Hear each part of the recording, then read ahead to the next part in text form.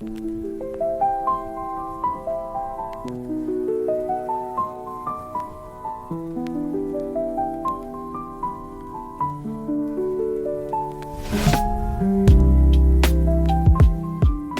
the door to mystery with one very short story.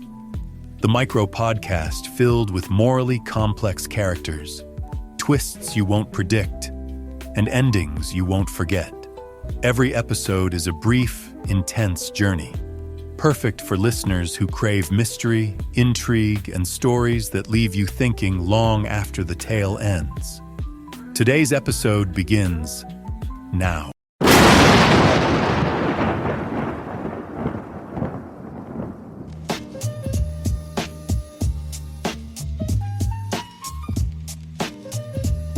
Growing up, I thought Shakespeare was boring. I never quite got it. Maybe it was the fancy words or my disconnect with the time period. I don't know. Every English assignment based on one of his plays or poems knocked me out. Cold. The only thing that got me through it was a fat girl named Chloe. She had a crush on me, and I used those feelings to get most, if not all, of my English homework done. I'm not proud of it. Truth is, I'm ashamed. Years later, I skimmed through some old high school notes and wondered how these stories and plots would land if they were written today. That's what this episode about, a modern take on a very old story. I'm dedicating it to Chloe, who I totally owe 1,000 favors to. Chloe, if you're listening, thank you. I appreciate you. And I hope you lost the weight, because you were always cute. Call me. Chapter 1. The Pattern. Detective Jake Miller's coffee had gone cold an hour ago, but he kept sipping it anyway. The bitter taste helped him focus on the photographs spread across his desk, like tarot cards predicting death. 3 teenage boys, all found in the woods surrounding Millfield over the past 18 months. All supposedly victims of hunting accidents. All strikingly handsome in that careless way that made teenage girls write poetry and older women remember what it felt like to be young. He picked up the newest addition to his collection, Adonis Reed. 16 years old, auburn hair catching sunlight in his school photo. Green eyes that seemed to look right through the camera lens. Track star. Honor roll. Found yesterday morning with his chest torn open by what the medical examiner called consistent with wild boar tusks. Miller arranged the photos in chronological order, then rearranged them by age, then by the proximity of where they'd been found. The fluorescent lights above hummed their mechanical lullaby as he performed this ritual for the 3rd time in 2 hours. 3 photos. 3 questions each. Who found you? Who saw you last? Who loved you enough to kill you? The questions always came in threes. It was a habit he'd developed years ago, back when he was still trying to make sense of his own teenage years. Back when Mrs. Carrington had taught him that some lessons came with a price he'd be paying for the rest of his life. Another hunting accident?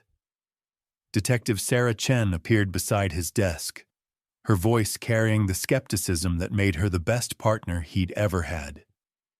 She was the only woman he'd learned to trust completely, maybe because she'd never looked at him the way Mrs. Carrington had. Never made him feel like prey. That's what the report says. Miller tapped Adonis Reed's photo. Wild boar. Same as Marcus Whitfield last spring and Tyler Santos before that. Chen perched on the edge of his desk, studying the photographs.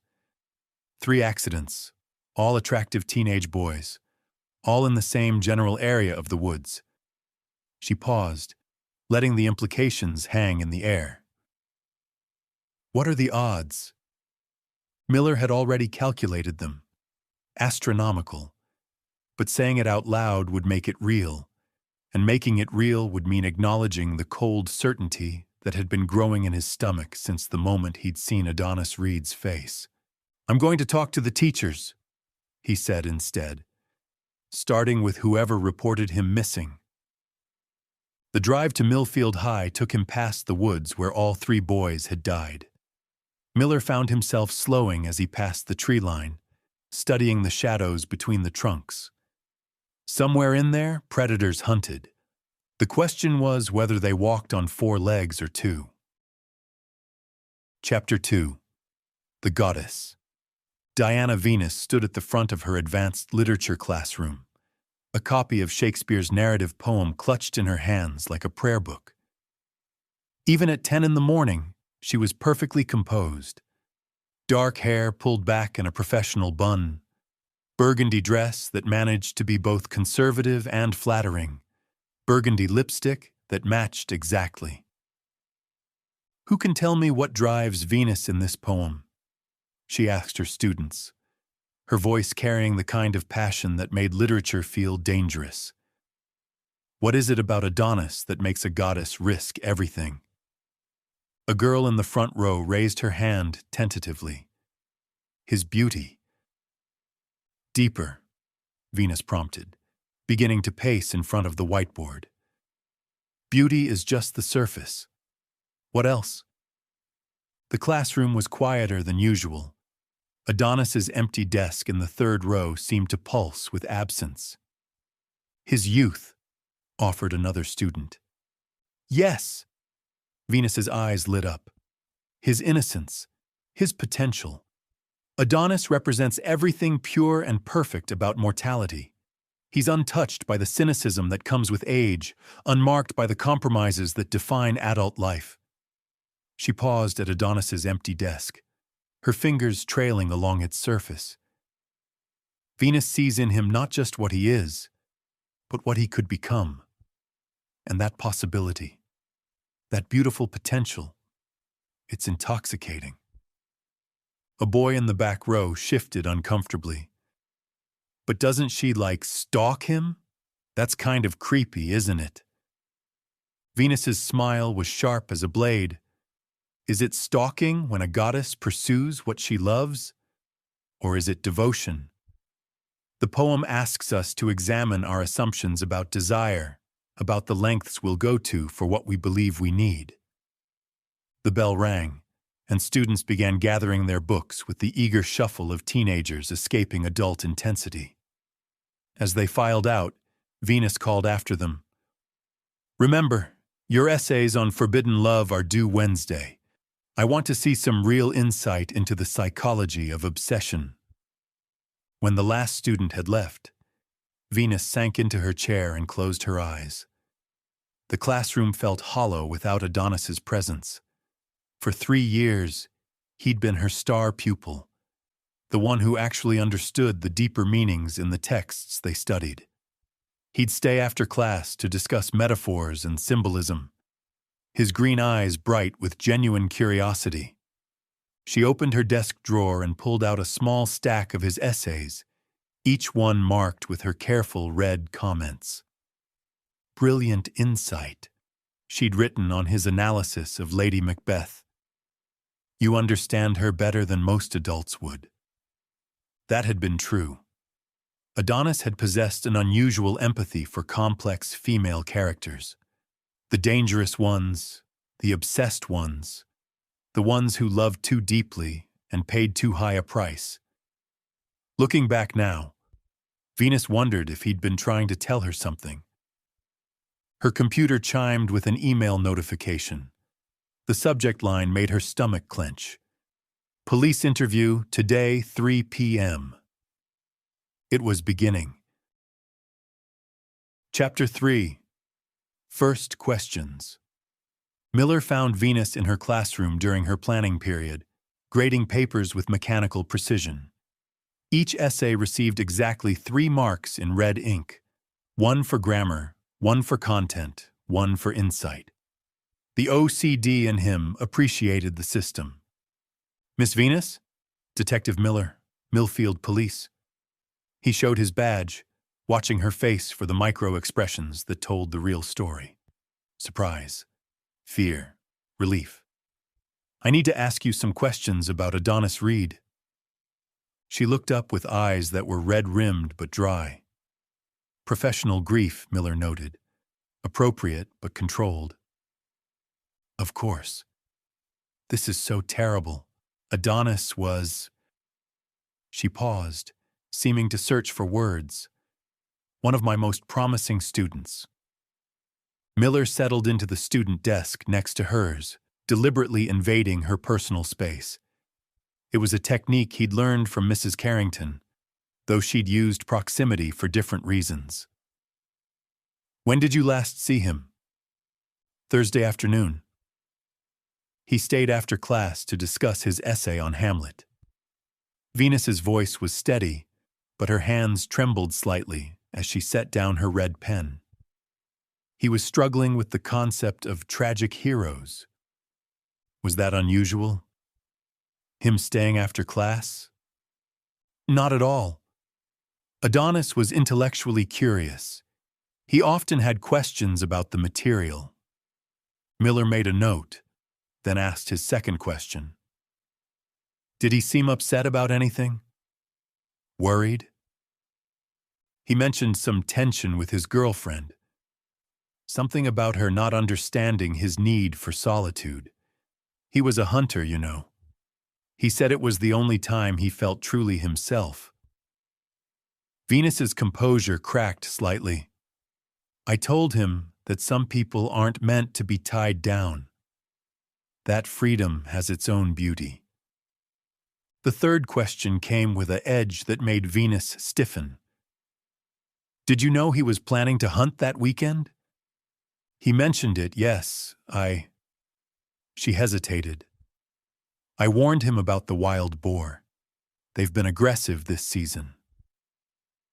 Miller closed his notebook and stood, but instead of leaving, he walked to the whiteboard where Venus had written quotes from Shakespeare's Venus and Adonis. Interesting choice of material, he said, reading aloud. But her two hands holding fast his struggling hands, give life to dead and palsy life to fast. Venus joined him at the board, standing closer than professional distance required. It's one of Shakespeare's most psychologically complex works.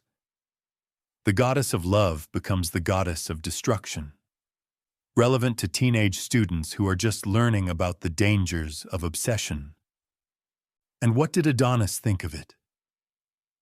For the first time, Venus smiled genuinely. He said Venus was the most tragic character in all of literature.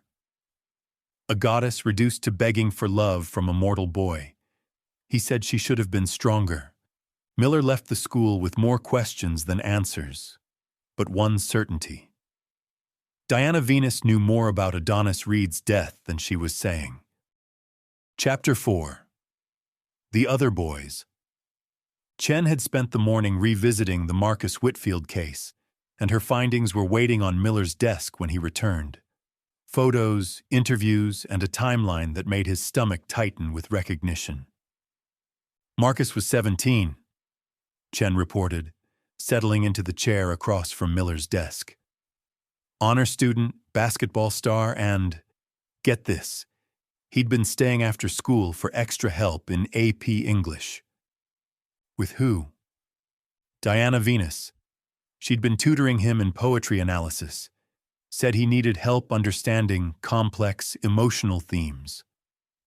Chen's voice carried the same skepticism that had made Miller pause. His girlfriend said he'd been acting strange the last few weeks before he died. Distant. Said Venus had been texting him about assignments. Miller arranged the photos again. Marcus Whitfield, Tyler Santos, Adonis Reed, all beautiful boys, all connected to the same teacher. What about Tyler Santos? That one's interesting. Tyler wasn't her student, but his sister was. Venus had been giving him rides home from school when his sister stayed for drama club. Chen pulled out another file. Tyler's mother mentioned that Venus had taken a special interest in helping him with college applications. said she was unusually invested in his future. 3 boys, 3 connections, 3 questions forming in Miller's mind. Did she select them? Did she groom them? Did she kill them? "We need to talk to the students," Miller said. "All of them. Someone knows what was really happening in Venus's classroom." The interviews began that afternoon in the principal's office, a steady parade of teenagers with stories that painted an increasingly disturbing picture. Venus played favorites. Venus kept certain students after class. Venus asked personal questions about their home lives, their relationships, their plans for the future.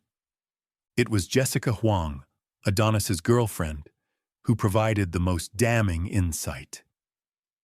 "She hated me," Jessica said bluntly, her dark eyes bright with unshed tears.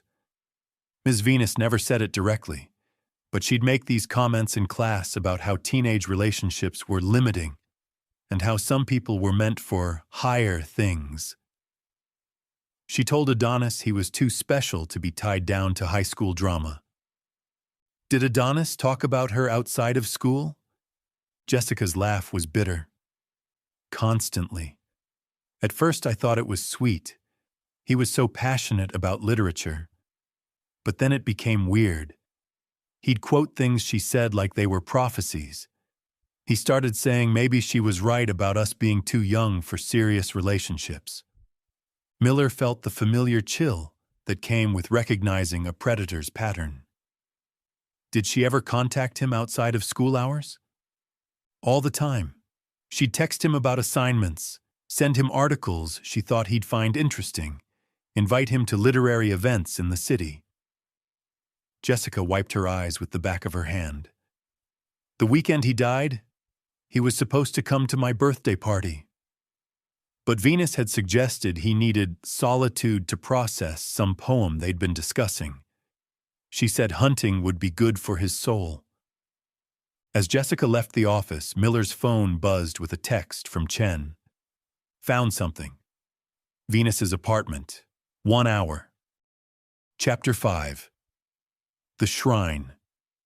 Venus's apartment was a temple to teenage masculinity disguised as scholarly dedication. Every surface held evidence of her obsessions. Student essays carefully preserved in plastic sleeves, newspaper clippings about academic achievements and sports victories, photographs that had clearly been taken without the subject's knowledge. Miller stood in the living room, his skin crawling with familiar recognition. This was what Mrs. Carrington's apartment had looked like, though he'd been too young to understand it then. The careful curation of innocence, the worship of youth as an aesthetic rather than a stage of life. The journal was hidden behind her Shakespeare collection, Chen reported, holding up a leather-bound notebook. "It goes back 3 years. Jake, this is comprehensive." Miller took the journal with hands that wanted to shake. The first entry was dated September 15th, 3 years ago. New student today. Adonis Reed. The name fits. He's absolutely perfect. Golden hair, those extraordinary green eyes, and when he smiled at something I said about Romeo and Juliet, I felt something I haven't felt since graduate school. He has potential. Real potential. I could shape him into something extraordinary.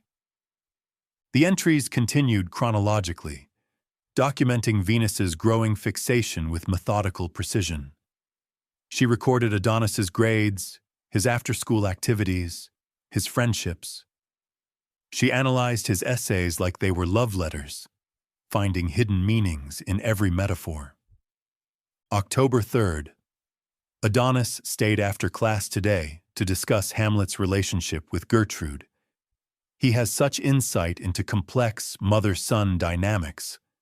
I told him that some young men are naturally drawn to older women because they offer wisdom and sophistication. He blushed when I said it. So beautiful when he blushes. November 12th. That insipid girl Jessica is monopolizing his time. She doesn't understand his intellectual needs. During our tutorial today, I explained how Dante's love for Beatrice was elevated precisely because it remained pure and unattainable. Physical relationships diminish spiritual connection. I think he's beginning to understand. Miller flipped ahead, his stomach tightening with each page. The entries became longer, more detailed, more desperate. March 15th, Marcus Whitfield's death. Another tragic accident. Marcus was such a promising boy, though he never had Adonis's depth. Sometimes I wonder if the universe removes certain people to protect others from making terrible mistakes. Marcus had been talking about joining the military instead of attending university. Such a waste of potential. August 22nd, Tyler Santos's death. Tyler's death has affected Adonis deeply. They weren't close friends, but Adonis feels guilty about not being there. I reminded him that we can't save everyone, that sometimes the most beautiful souls are called away early. He said, "I always know exactly what to say. If only he knew how much I think about what he needs to hear." The final entries were dated the week before Adonis's death. November 18th. Crisis. Adonis said he loves Jessica and wants to ask her to prom. I tried to explain that high school love is just practice for real adult emotion, but he became defensive. He said, "I don't understand, because I've never been married." The irony is exquisite. I understand love better than any teenage girl ever could. I love him enough to want what's best for him, even if he can't see it yet. November 19th. He's going hunting this weekend. Alone. Says he needs to think things through after our conversation. I suggested the northern woods. They're beautiful this time of year, and the solitude would be perfect for reflection. I told him that sometimes we have to lose ourselves in nature to find our true purpose.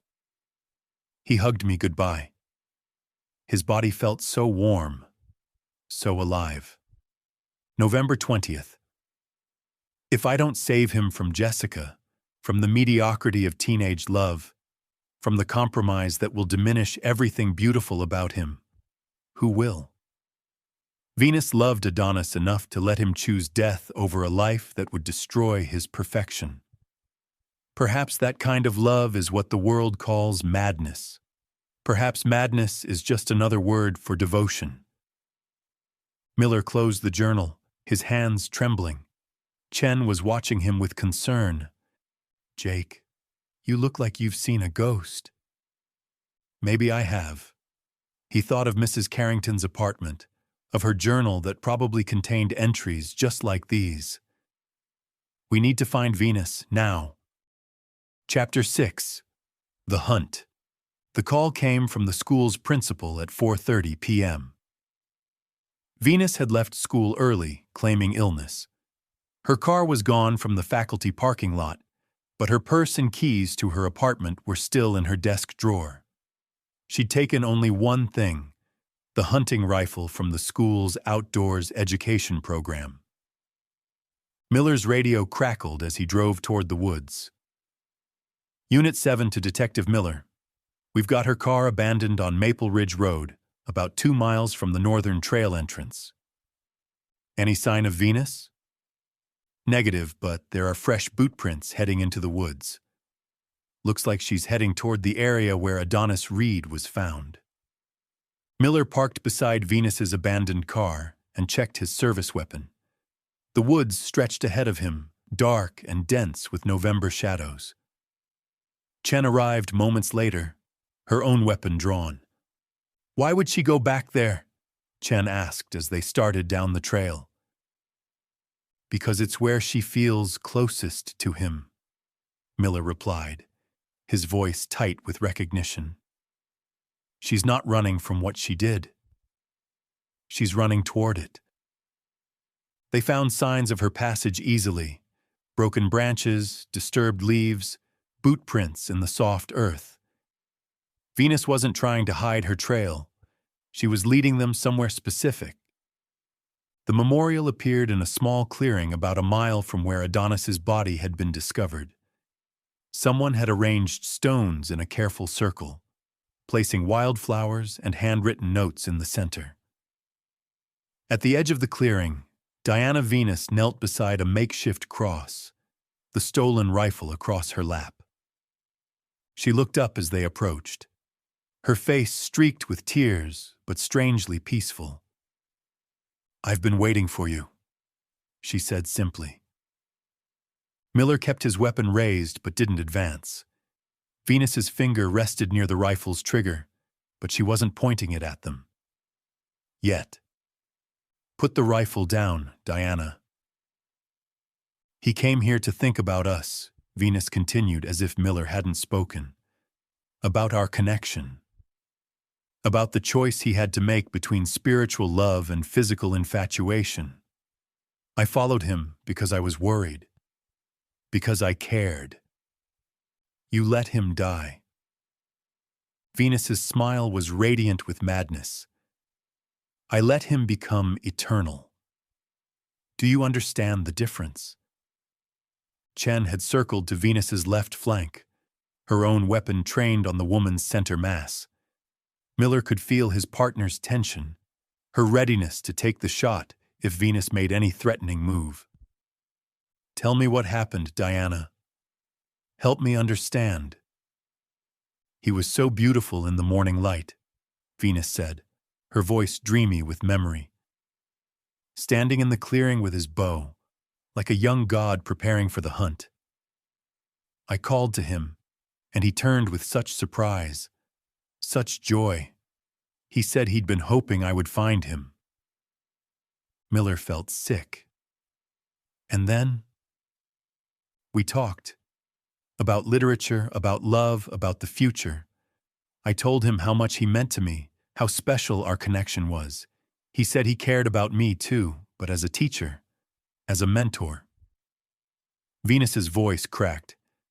"He said he was in love with Jessica, that he was going to ask her to marry him after graduation."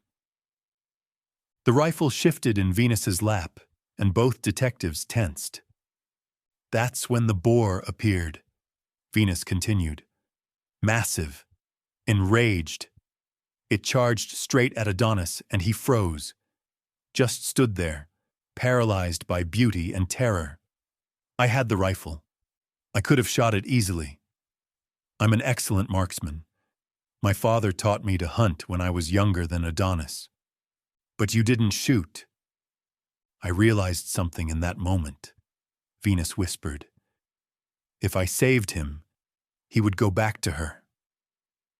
He would become ordinary.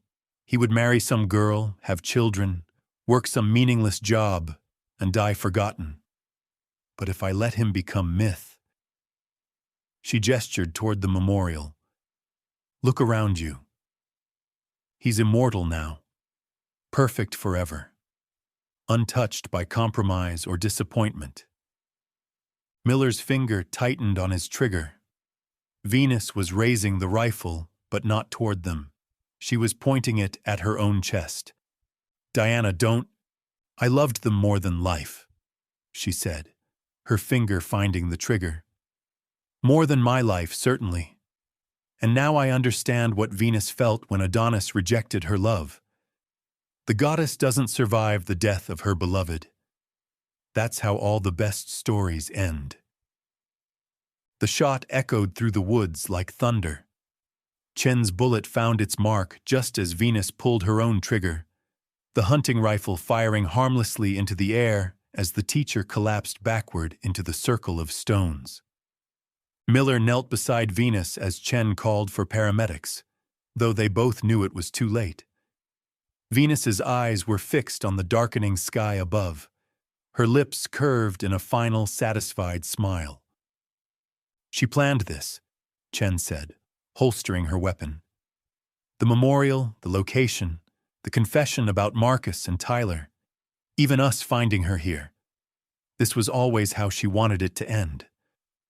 Miller thought of the journal entries, of Venus's careful documentation of her escalating murders. She'd been building toward this moment for years, perfecting her technique with each victim until she reached her ultimate prize. Just like Mrs. Carrington had tried to do with him all those years ago. Epilogue: The Scar. 6 months later, Miller still kept the case file on his desk, though he'd stopped reading through it daily. Venus had been posthumously charged with 3 counts of criminally negligent homicide. The school district had implemented new policies about teacher-student interactions. Parents had attended emergency meetings about recognizing inappropriate relationships. But Miller knew that policies and meetings were just band-aids on a wound that cut deeper than institutional failure. Some people were drawn to the innocence of youth like moths to flame, and they would always find ways to justify their hunger as love. Chen knocked on his office door, carrying 2 cups of coffee and a concerned expression. "You've been working late again." "Just thinking." Miller accepted the coffee gratefully. "About patterns. About how we miss the signs until it's too late." "The Venus case?" "All of them. Venus, Mrs. Carrington, probably dozens of others we've never caught." Miller stared at the photographs on his desk. Adonis, Marcus, Tyler, their young faces forever frozen in time. They see something beautiful and innocent, and they can't resist the urge to possess it, to corrupt it or preserve it, depending on how you look at it. Chen settled into the chair across from his desk. "You never told me about Mrs. Carrington." Miller had never told anyone about Mrs. Carrington, about the year when he was 15 and she was 28, and the line between mentorship and predation had dissolved in her apartment after school. About how his friends had called him lucky while he'd felt increasingly trapped and confused. About how she'd talked about their special connection and their mature love, until he'd believed that the sickness in his stomach was actually devotion. About how she'd tried to convince him to run away with her when the school district started asking questions. About the pills she'd taken when he'd chosen his grandmother's wisdom over her obsession.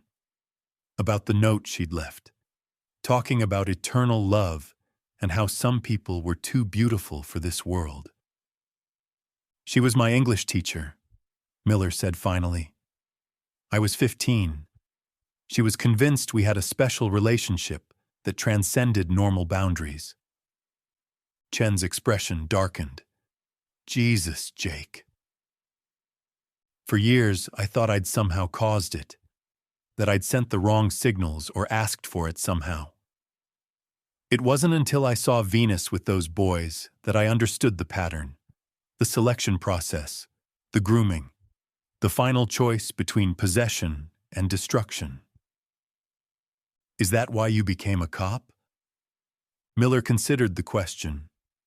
It was probably why he'd specialized in crimes against children, why he'd developed his technique of interviewing suspects in their personal spaces, catching them off guard, why he'd learned to recognize the signs of predatory behavior that others missed. Maybe. Or maybe it's why I don't trust anyone who claims to love someone they're supposed to protect. Chen reached across the desk and touched his hand, a gesture of comfort that he could accept because she'd never looked at him the way Mrs. Carrington had, never made him feel like prey. "The boys Venus targeted," Chen said. "Do you think she really loved them?" Miller thought of Venus's final smile, of the satisfaction in her eyes as she'd pulled the trigger. She loved the idea of them, their potential, their beauty. But she didn't love them enough to let them grow up and become ordinary. That's not love. That's collecting. Outside his office window, teenage students were walking home from Millfield High, backpacks slung over shoulders, voices bright with plans and possibilities. Miller watched them and felt the familiar tightness in his chest, the hypervigilance that came from knowing how quickly innocence could become a target. His phone buzzed with a text from his grandmother. "Dinner Sunday? I'm making your favorite pot roast." Miller smiled and typed back, "I'll be there." She was the only person who'd ever loved him without wanting to possess him. The only one who'd taught him that real love meant letting someone choose their own path, even when that path led away from you. He looked at the photographs on his desk one more time, then placed them back in their file folder. Adonis, Marcus, and Tyler would never get the chance to become ordinary, to disappoint the people who'd idealized them, to live long enough to understand the difference between devotion and obsession. But maybe their deaths would help him save the next beautiful boy who caught a predator's eye. Maybe that was justice enough. Miller closed the file and headed home, where no one was waiting to tell him how special he was, how much potential he had, or how much better he could be with the right guidance. It was the kind of ordinary evening that Venus would have found tragic. It was exactly what he needed.